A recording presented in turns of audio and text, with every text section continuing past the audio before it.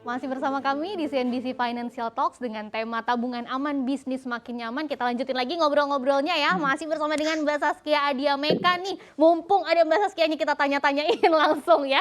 Karena Mbak Saskia tadi inspiring banget dengan 5 bisnis yang dikelolanya di tengah ketidakpastian ini masih bisa dapat omset yang besar gitu ya. Salah satu bisnisnya mungkin, karena kan tadi Mbak Saskia bilang ini bisnis keluarga ya. Ada tantangan tersendiri nggak sih, bedanya apa sih antara bisnis keluarga dan bisnis sendiri?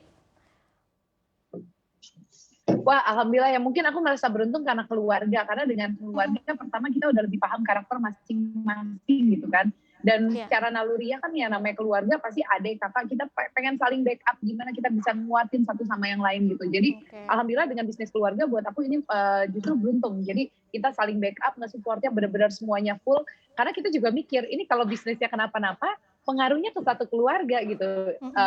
Jadi gini aku ada 5 bisnis, yang satu aku sama kakakku, satu sama adikku 2 orang, yang satu sama papaku, yang satu sama suami gitu. Jadi kita mikir ini kalau ada yang drop, ada yang jatuh, ya harus saling support satu yang sama lainnya gitu. Jadi aku malah beruntung sih dengan keluarga.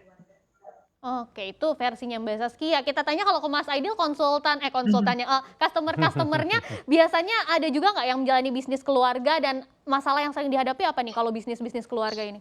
Ya, jadi memang ada plus minus ya bisnis keluarga. Kalau kita memang dari Ya. awal sudah bisa profesional, istilahnya bisa bicaranya pahit-pahit dulu deh di depan deh. Iya. Karena potensi bisnis keluarga ini baik keluarga inti maupun keluarga yang lebih besar lagi itu potensinya berantem, Iya, gitu iya. ya. Kalau nggak enakan, Karena ya. kan keluarga macam-macam karakternya Betul, ya. betul gitu. Saya Benar. baru mulai bisnis dengan salah satu partner, kebetulan di Bali kita mau ngebalikan Bali lagi ya. Nah, Mengembalikan Bali. waktu pas minggu lalu saya dikasih proposal, pertanyaan saya adalah, "Ini kenapa begini? Ini bagi hasilnya gimana?" Jadi di awal sudah ngomongin masalah duit duluan. Saya bilang kita harus bicara pahit di depan supaya nanti di belakang nggak berantem. Apalagi kita nanti mau ada investor, gitu. Nah, itu yang paling penting. Karena kadang-kadang kalau keluarga ada nggak enakan gitu ya. Ntar akhirnya sembunyi-sembunyi di belakang, akhirnya ngedumel, akhirnya malah jadi berantakan. Itu salah satu cara sih untuk paling cepat memecah Iya. keluarga ya. Iya, Kalau nggak ngomong pahit-pahitan di depan. Makanya penting sekali kayak tadi Mbak Saskia tuh luar biasa ya kalau Iya. memang bisa survive, apalagi sama orang tua, sama Iya. suami, sama adik, sama kakak. Itu hebat kalau memang bisa mengatur sedemikian rupa. Artinya apa? Artinya komunikasinya berjalan lancar Iya, gitu ya. Karena memang kuncinya di komunikasi kok. Iya. Nggak usah keluarga, kita bisnis berdua Sama aja teman atau aja dengan ya. partner lain, kalau komunikasinya kurang pasti pada akhirnya nanti jadi berantakan gitu. Itu yang salah Oke. satu yang menyebabkan bisnis jadi pecah. Iya, biasanya. jadi harus komunikasi yang baik antar keluarga, bahkan mungkin dengan komunikasi dalam hal bisnis, jadi komunikasi secara umumnya di keluarga jadi bagus juga ya. Kalau Mbak Saskia enak mungkin karena keluarganya suportif gitu, dan kita berharap semua yang nonton di sini juga bisa menjalankan bisnis Tapi keluarga proses dengan baik. sih. Gimana Mbak Saskia? Iya, tapi kalau ditanya itu bisa berjalan baik, itu proses. Karena awalnya Oke. juga kita emang sempat ada berantem-berantem, karena kan awalnya kan cuma sebagai keluarga adik kakak gitu kan. Bener yang kayak Mas Aidil bilang tadi, tapi setelah mungkin 1 tahun, akhirnya kita udah bisa mulai profesional. Jadi kayak kita dua grup di handphone gitu kan. Iya. Satu grup itu grup bisnis, isinya sama, adik kakak, mama, papa. Yang satu grup Iya. keluarga. Kita lagi debat, lagi berantem di grup bisnis, terus tiba-tiba si papa cuma ngomong, "Sabtu tetap ketemu ya di rumah." "Oke, baik-baik aja," gitu-gitu. Ntar di grup bisnis berantem lagi gitu. Jadi alhamdulillah emang itu butuh waktu, butuh penyesuaian. Jadi 1 tahun pertama nggak gampang, kita Oke. berantem, tapi alhamdulillah aku masih ada 2 orang tua, jadi biasanya papa mama jadi wasit nih kalau anak-anaknya udah Iya, debat gitu iya. kan. Tapi setelah 1 tahun berjalan, sekarang kita semua udah bisa membedakan kapan kita berbicara sebagai seorang partner, kapan kita berbicara sebagai adik dan kakak gitu. Tapi yang enaknya kalau bisnis Oke. keluarga, karena aku adik kakak ya, kita yakin kita nggak mungkin ada yang ngebohongin, ada yang korupsi, ada yang lain-lain gitu. Iya, kepercayaan atau trust itu ya pentingnya, nggak harus di keluarga, sama sesama partner bisnis juga sebetulnya yang harus dibangun. Pertama trust-nya dulu nih, kepercayaannya dulu gitu ya. Karena tadi seperti Mas Aidil bilang di awal memang berat, dan ternyata benar tadi kata Mbak Saskia 1 tahun pertama itu berat. Dan kalau Mas Aidil bilang harus rekeningnya dipisah, ini grup WhatsApp-nya yang dipisah juga ya. Kalau untuk bisnis keluarga ada WhatsApp untuk bisnis, ada yang khusus keluarganya aja. Nah Mbak Saskia, kita balik lagi ke tema kita kali ini nih tentang seputar perencanaan keuangan. Kalau Mbak Saskia sendiri ada strategi khususnya nggak sih dalam merencanakan keuangan atau mengelola keuangan di 5 bisnis yang Mbak Saskia jalani sekarang? Ada pastinya, pertama belajar dari pandemi sekarang, jadi saya mewajibkan seluruh usaha saya kalau bisa ya tadi menerapkan yang kayak papaku bilang bahwa 3 atau sampai 6 bulan, sebenarnya 6 bulan itu lebih aman lagi ya. 6 bulan itu kita ngejaga supaya operasional, bisa berjalan, itu baru bisa dikatakan perusahaan yang sehat. Minimal 3 bulan ke depan kita masih aman buat yang namanya operasional. Itu wajib ada, karena kita nggak pernah tahu kan entar lagi ada kejadian seperti apa, pandemi ini mengajarkan hal luar biasa. Terus yang kedua kita harus punya planning bahwa ini ke depan bisnisnya mau sampai kemana, titik kemana. Jadi kayak misalnya aku ada punya 2 bisnis fashion yang berbeda, yang satu itu bentuknya Mhm, butik, yang satu itu lebih mass product. Nah itu mhm. dream-nya juga beda, yang mass product itu dream-nya adikku tuh besar banget bahwa dalam 1 tahun ini kita harus mencapai omset yang luar biasa, pokoknya gede banget dia naruh target. Ah. Tapi yang butik itu cuma omset perusahaan adikku yang besar gitu. Jadi emang Oke. setiap bisnis itu harus punya goal-nya yang jelas, Ah. walaupun berbeda-beda, tapi dengan ada goal yang jelas kita jadi tahu nih, kita harus jalan seperti apa, kebudayaan seperti apa yang akan kita jalankan, terus apa namanya, yang namanya keuangan juga itu nggak bisa digabungkan. Saya walaupun semuanya perusahaan sendiri, saya punya orang finance sendiri, saya nggak bisa sembarangan ambil uang tersebut dan udah jelas. Betul. Setiap pemasukan itu udah jelas 10% misalnya buat simpenin buat dividen, terus berapa persen buat operasional, berapa persen untuk Wow. pengembangan, itu penting banget dalam bisnis yang ada namanya perencanaan keuangan, itu wajib Iya. ada. Sampai dipikirin ke dividennya loh, ini udah lebih dari skala UMKM sebetulnya ya. Jadi UMKM yang naik kelas nih, karena udah banyak banget tadi yang dipikirkan oleh dan direncanakan oleh Mbak Saskia. Karena kalau tadi tujuannya nggak jelas, kalau kita mau jalan gitu ya, tujuannya aja nggak jelas, kita nggak tahu nih mau lewat jalan yang mana gitu ya. Nah Mas Aidil, sekaligus Ya. juga pertanyaan penutup, karena Mas Aidil sebentar lagi ada acara lain ya. Ya, Kita ya. akan berpisah sementara sama Mas Aidil. Ya.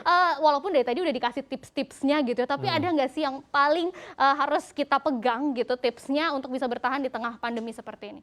Ya, adaptif, cepat langsung beraksi, cepat langsung. Karena gini, saya seneng banget tadi begitu Mbak Saskia pertama kali muncul ditanya, "Gimana Mbak, dengan masa pandemi?" Jawaban beliau langsung, "Tantangan." Nah, seorang Iya. pengusaha itu ketika berhadapan masalah, dia bukan bilang problemnya, bukan problem. Bukan hambatan, Bukan kalau hambatan, hambatan kan tapi menghambat ya kan? jawabannya adalah tantangan, the Heeh. challenge. Makanya kalau kita bertemu sama bule, mereka selalu bilangnya challenge. Iya. Ya tantangan. Dengan tantangan berarti kita merasa tertantang untuk mencari jalan keluar dari segala macam masalah. Betul. Ya, bisa jalan keluarnya bisa macam-macam, bisa pivoting bisnis, ya, Iya. bisa bikin bisnis turunan, bisa kayak tadi misalnya keuangan bermasalah, mungkin bisa punya fasilitas pinjaman gitu ya ke bank-bank tempatnya Pak Ari misalnya Iya. gitu ya. So jadi nanti kan banyak sekali. Kalau dana cadangan bisa 3 sampai 6 bulan. Tapi kalau misalnya ternyata bisnisnya sampai 12 bulan, mungkin kalau punya dana cadangan 12 bulan agak kebanyakan kalau buat Iya, bisnis kan. iya. Mungkin dia bisa gunakan fasilitas bank, misalnya fasilitas pinjaman. Jadi fasilitas itu nggak dipakai, Iya. tapi sewaktu-waktu dibutuhkan kita bisa pakai gitu ya. Itu ada banyak sekali bank-bank yang punya fasilitas seperti itu Iya. gitu. Nah, jadi kita harus adaptif cepat sekali. Tadi transformasi juga Pak Iksan tadi katakan, kita harus cepat bisa transformasi apakah melalui online, apakah hybrid. Saya salah satu yang kena juga bisnis salah satu bisnis saya di Ternyata seorang Mas Aidil juga terdampak loh. ya bisnis saya kan salah satu bisnis saya kan adalah di training pelatihan. Jadi ketika terjadi ini, kita udah lama sebenarnya pengen pindahin pelatihan Iya, ke online. Tapi iya. mau nggak mau begitu terjadi ini langsung ganti online semua kan. Langsung, heeh. Tapi ya blessingnya ternyata peserta kita dari seluruh Indonesia, Malah bahkan bisa. kita punya peserta dari Qatar, dari Jepang, dari Australia, itu yang ikut pelatihan kita yang mereka seneng banget akhirnya Iya. ada pelatihan online gitu. Pangsa pasarnya jadi lebih luas lagi gitu Iya. kan, karena tadi transformasi ke digital. Terima kasih banyak Mas Ya, Aidil, terima sekali kasih. lagi udah sharing-sharing bersama kami di sini. Dan kita ke Mbak Saskia lagi. Mbak Saskia, ini karena dari tadi vibes-nya positif banget, boleh dong disebarin nih semangatnya ke UMKM atau penonton atau pemirsa CNBC Indonesia di sini. Seberapa optimis sih Mbak Saskia nih menghadapi pandemi, harapannya berakhirnya kapan gitu, dan ketika nanti kapan berakhirnya itu bisa lebih bergeliat lagi nih ekonomi kita? Oke, kalau aku sih udah tidak berpikir berharap-harap nih kapan berakhir kira-kira tahun depan atau apa, udah nggak mau mikir ke sana. Tapi kalau aku mikirnya sekarang bagaimana kita bisa adjust dengan kehidupan seperti sekarang. Karena kalau Iya. berharap tahun depan, taunya tahun depannya nggak seperti itu, nggak seperti harapan kita, nanti kita jadinya Iya. patah semangat lagi. Jadi kalau buat aku sekarang, aku selalu ngingetin sama semua timku bahwa ya udah kita jalankan dengan situasi seperti ini, bagaimana kita bisa bertahan, bagaimana kita terus bisa mengembangkan bisnisnya, usaha kita, kreativitas kita. Jadi kita sekarang nggak bisa tuh jadi orang yang menunggu bola, tapi kita harus Iya. kreatif. Bagaimana sekarang kita tetap bisa bertahan dengan semua kreativitas kita gitu kan. Walaupun dengan situasi yang sebenarnya nggak nyaman, kita ngelihat kan udah nggak sebebas dulu, tapi tetap bisa berkarya gitu. Karena buat aku, kita tubuh kita, raga kita bisa dirumahkan, tapi tidak dengan jiwa dan pikiran kita. Jadi jiwa dan pikiran kita tetap harus bisa kreatif. Justru itu yang membuat saya bisa, ibaratnya bisa tetap waras dalam masa pandemi, nggak merasa tertekan, nggak merasa apa. Karena kepala saya mikir terus, gimana nih, buat apa lagi nih, ngelakuin apa, gimana bisa bertahan.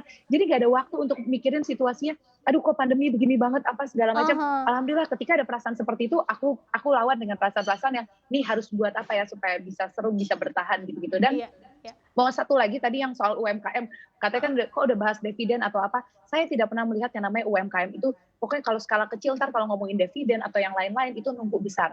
Jadi buat saya selalu menyikapi usaha saya sekecil apapun, ibaratnya usaha yang besar, saya udah rapi yang namanya laporan keuangan, saya udah harus disiplin, jadi disiplin sama keuangan ya, pos-posnya gitu. Jadi apalagi buat kalian yang nanti butuh untuk pinjaman ke bank. Jadi usaha itu kalau kita udah punya laporan keuangan yang baik dari awal, itu ketika kita mau berkembang, kita butuh bantuan dari luar, itu enak banget karena kita udah siap yang namanya laporan keuangan. Jadi semangat terus buat para UMKM. Jadi kalau buat saya, karena saya punya usaha lokal dan saya bangga dengan semua produk lokal, bisa dilihat kalau yang follow Instagram saya, ngeliat keseharian saya jarang banget pakai produk luar negeri. Karena saya bangga banget dengan semua produk-produk yang ada di Indonesia, produk lokal. Saya menjual produk lokal, makanya saya juga selalu menunjukkan saya selalu pakai produk lokal apapun itu. Saya percaya produk lokal itu bagus-bagus, kualitasnya oke, harga terjangkau, dan dengan kita mengkonsumsi produk lokal, kita membantu menghidupkan ekonomi bangsa Indonesia. Banyak sekali orang yang kebantu. Misalnya beli satu jilbab aja, mikirnya, oh ya beli jilbab di Saskia senang ya.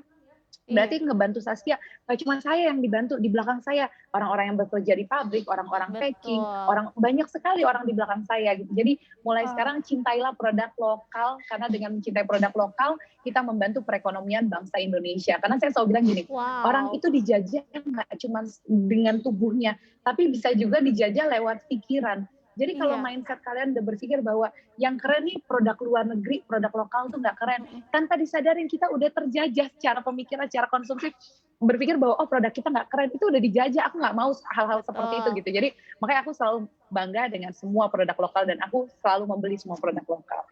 Wow, speechless banget, disemangatin langsung sama Mbak Saskia loh, ini se-Indonesia ya Mbak Saskia ya. Semoga itu tertular vibe positifnya, semangat-semangatnya. Seperti Mbak Saskia sudah sampaikan tadi, yang harus di-manage ekspektasi kita, mental kita dulu. Kalau semuanya udah baik dan direncanakan dari awal dengan baik, pasti insya Allah gitu ya, kalau kata Mbak Saskia, ke depannya akan baik juga ya. Terima kasih banyak Mbak Saskia sudah sharing-sharing bersama kami, menyempatkan waktunya di sini. Begitu juga dengan Mas Aidil, semoga sukses terus nih, sehat-sehat terus buat Mas Aidil dan Mbak Saskia, bisnisnya kedepannya lancar terus ya. Dan kita masih akan lanjutkan dialog kita dalam CNBC Financial Talks di segmen berikutnya bersama dengan Pak Iksan dan Pak Ari. Pastikan Anda jangan kemana-mana, tetap bersama kami di CNBC Indonesia.